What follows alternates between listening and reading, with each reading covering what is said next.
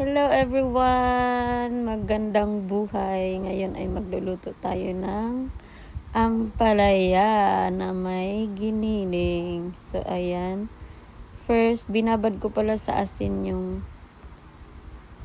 ampalaya, tapos piniga ko siya para hindi ganun siya kapait. And then, saka ko siya ginisa. So ayan na siya. I-half cook lang muna natin siya. Then sunod, igisa natin ang ating sibuyas, bawang, tapos ayan, halo-haloin lang. Simple lang luto ito, pero masustansya. Tapos ilagay natin ang ating kamatis, tomato. Haluin ulit. At saka natin ilagay ang ating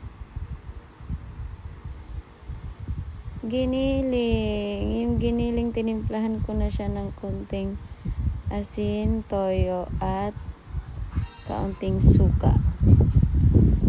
So, ayan na siya, guys.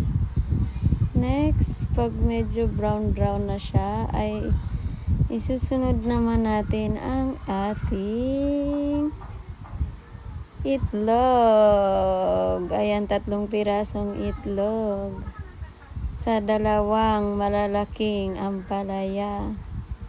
So, halo-haluin lang.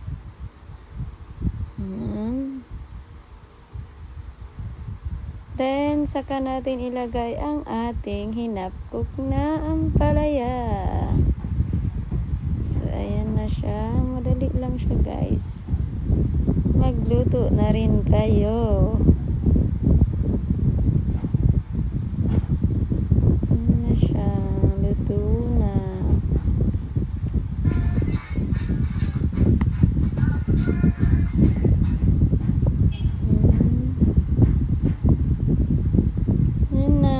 Ready to serve na.